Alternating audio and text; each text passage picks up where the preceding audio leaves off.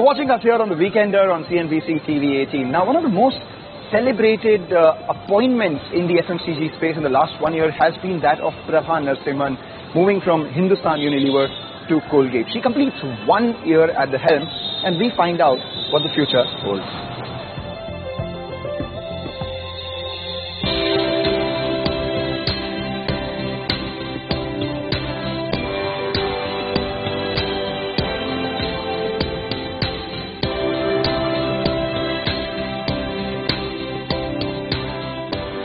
Prabha, congratulations. It's been 1 year at the helm.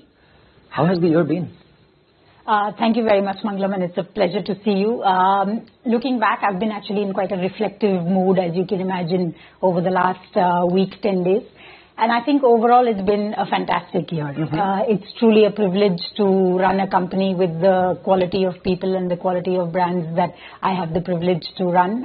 It's been a great learning experience. Colgate is the most penetrated FMCG brand, not just oral care brand. It's available in 9 out of 10 homes in this country at an annual level.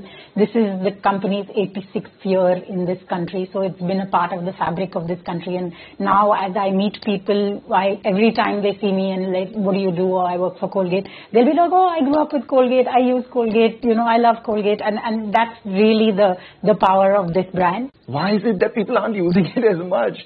Category growth has been so slow. You're absolutely right, and certainly over the last year or so, category growth has been sluggish. I think the job that we have to do is to communicate to consumers in a better fashion how actually critical oral care is for your overall health. Our ability to communicate that and drive the oral care habit is something that's a big agenda for us. Have you seen increased sales in areas where you've activated these programs?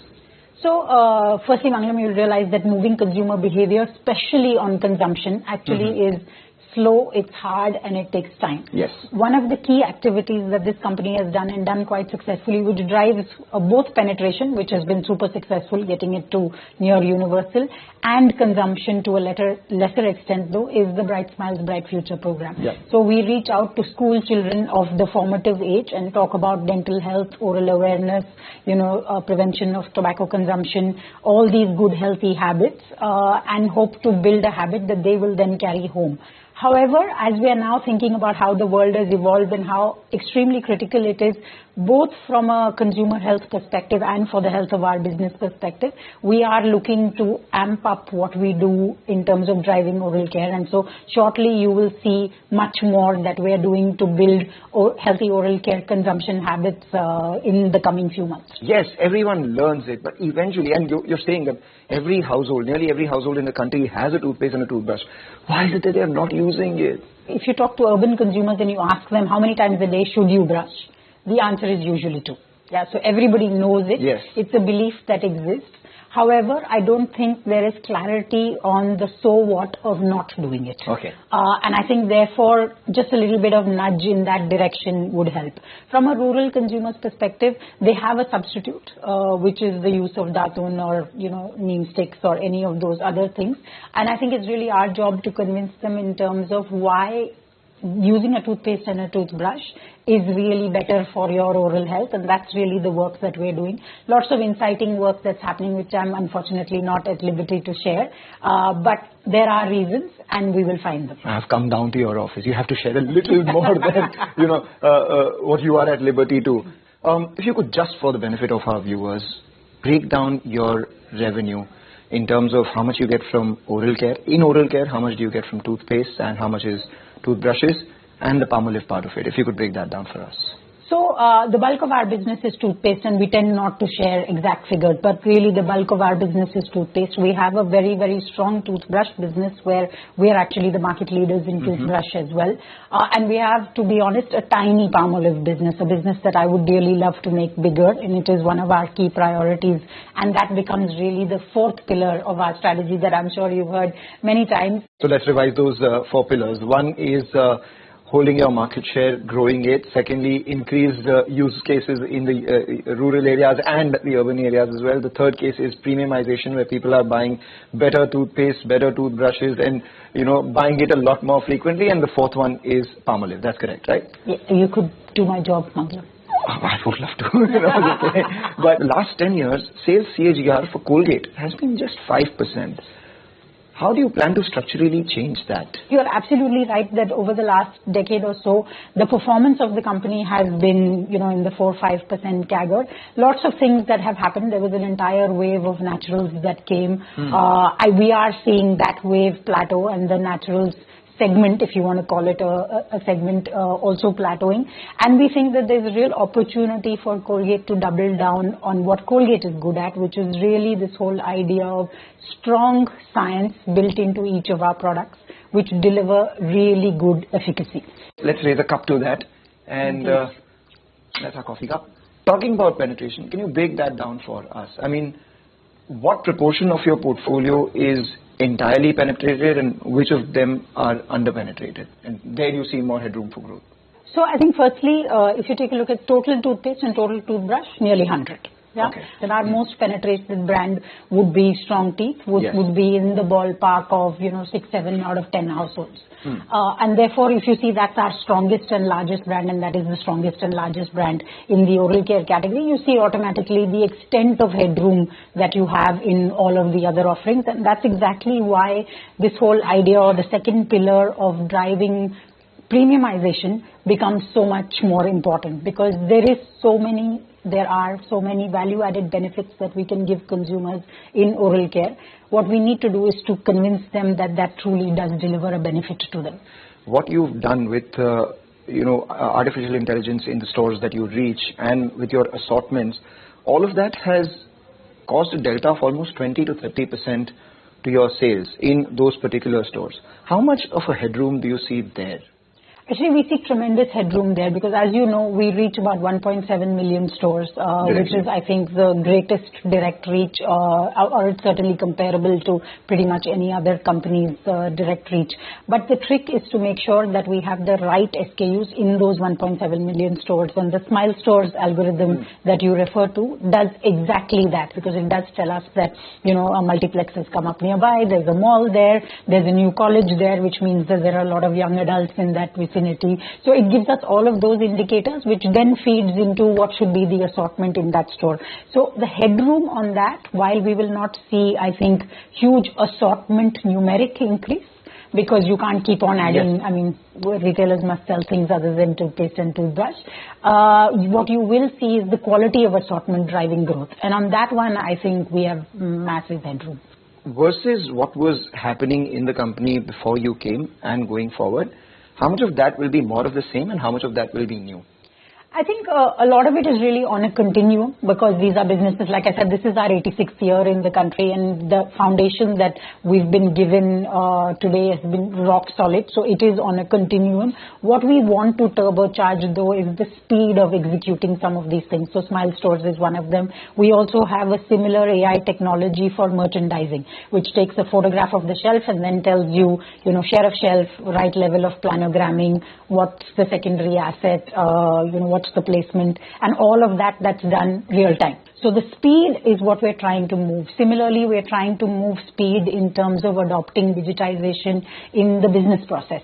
So we've adopted a machine learning forecasting tool to help us, generate numbers for forward quarters. We're working on a project to digitize the end-to-end supply chain. So it's just a question of us saying, this is something that we get to do. It's great. There's so much tech out there. There are so many partners out there. And can we do it faster? That's really the idea, rather than saying, are we going to be fundamentally different? So let's talk cricket, because I know you're a big cricket fan, and use that analogy on Colgate as well. A common grouse that a lot of people on the street have with Colgate is, assume this is a T20 match. At the 12th over, both your opening batsmen are still on the pitch, and they've made about 120 odd runs. The problem is they're still taking singles. They're not hitting sixes as one would like them to do in a game. So I think, if I may modify your analogy just a little bit, I think business and life is more of a test match than it is a T20 game. And it is really about us saying that, are we getting better with every passing day than we were the previous day? And therefore, are we moving forward? Because I would love an organization that gets steadily better continuously, rather than an organization that does these, I have one over where I'm able to score 25 runs and the next over is a 2-run over. That, I think, to me, I'm sure there are a few bowlers that you would like to target and just get more than 8-10 runs, even if it's a test match. Absolutely, and therefore steadily getting better, where your win percentages get better and better, is really the organization that we would like to build, because of course we want to be here 86 years later as well. So that's kind of more our thinking and our analogy, rather than can we do something that is, if I may, flash in the pan. So tell me the bowlers that you're targeting.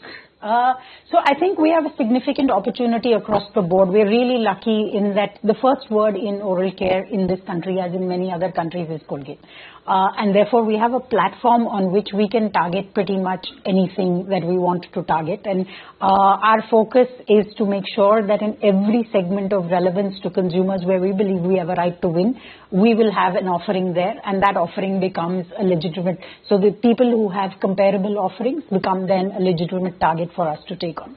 How much have innovations contributed to your overall sales? How much do you think they will be a part of your overall sales going forward? So innovation is an absolutely key agenda for two reasons. One, because we are, like I said, we are discovering that whitening, for example, is a highly sought consumer benefit. It is in fact the most searched term on Google on anything oral care. Huge opportunity there, and there's a huge opportunity for us to innovate in that segment. So if you look outside of this country, whitening penetration in this country is 1% or 2%, in that ballpark.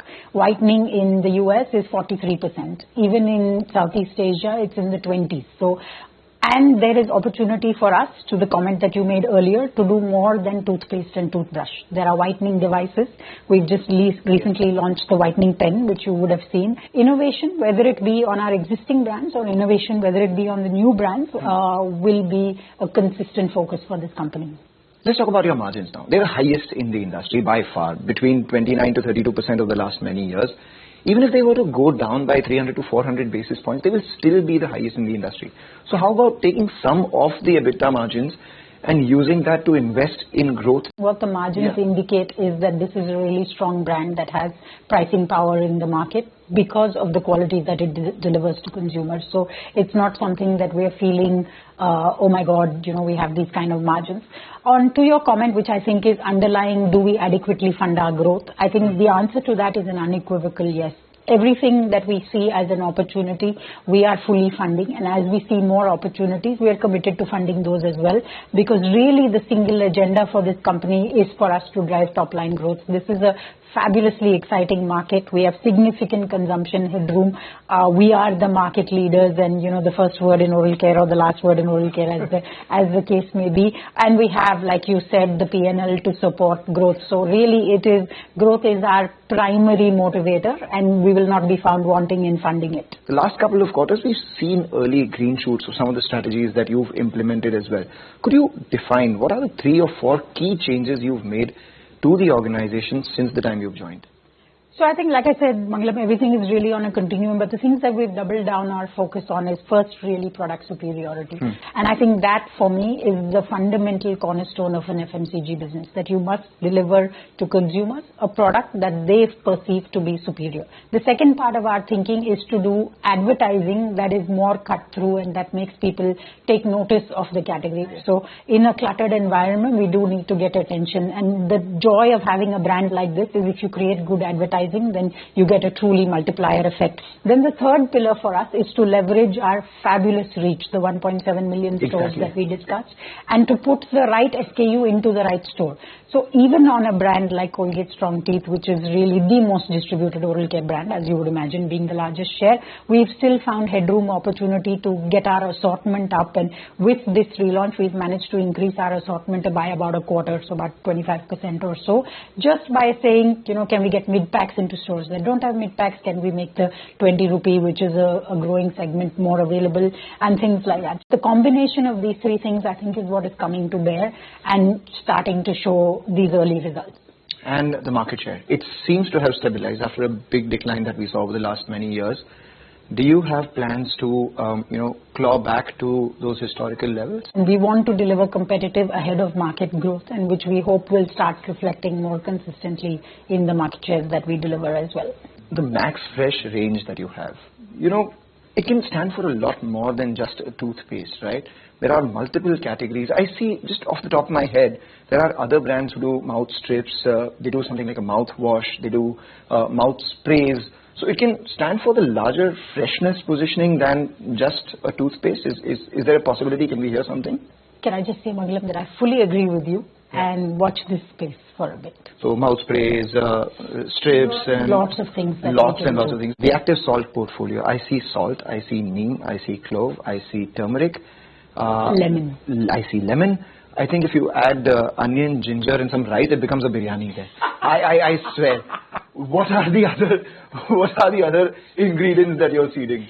Actually, our strategy is not about ingredients, biryani aside. Our strategy is about saying where can we marry the idea of what consumers believe, because the most used ingredient for gum or dental care in India is actually salt. Okay. To your comment, and you missed charcoal, which nowadays is in biryani as well sometimes, but similarly on charcoal, it's long-held belief, but the combination of what charcoal does in the formula is really what we want to get at, and that's going to be our thinking going forward. So let's talk about, say, the company growing at X. What are the categories that you believe will grow at 2X? What are the categories that you believe will grow at 3X? So I think our biggest opportunity, oral care obviously is such a large part of our business that when oral care grows at X, the company grows at X. Yeah, that's mathematically simple. And what we're pushing for is for that X to be faster than market growth, so competitive growth. Aside from that, we have an significant opportunity in personal care where we want to play in cleansing and with the Palmolive brand, and we do expect that would grow at least 2 times as fast as the company. And as we've discussed in the past, there's opportunity globally. Colgate has a much larger portfolio than we have in India, and there's opportunity for us to consider what else of the global portfolio could have relevance in this country. What are the categories that you believe are missing in India from what is there in the global portfolio? There are lots of things that we could do, and I'm sorry to do the I'm not at liberty piece again, but that's no fun. Sadly. I mean, you can name few. We don't want specifics. I think so. Like globally, for example, Colgate plays in skincare, they play in skin cleansing, they play in home care, across dishwash, across fabric cleaning, about fabric conditioners. So they play in an awful lot of categories which have a very high relevance to this country. Okay. Inorganic opportunities. You have said multiple times that's high on your list of priorities. How close are we to any formidable announcement here? Just wanted to understand that. So we're in conversation with a lot of people. We're always in the lookout for organic opportunities, and as and when something is at fruition point, we will certainly come back to you. That's the standard stock market answer. Now, give me a more candid answer in the sense that, okay, you're not marrying that person yet, but there is courtship. At this moment, there are a lot of exciting options. There's a lot happening in the market. There are a lot of exciting options out there. Let me leave it at that.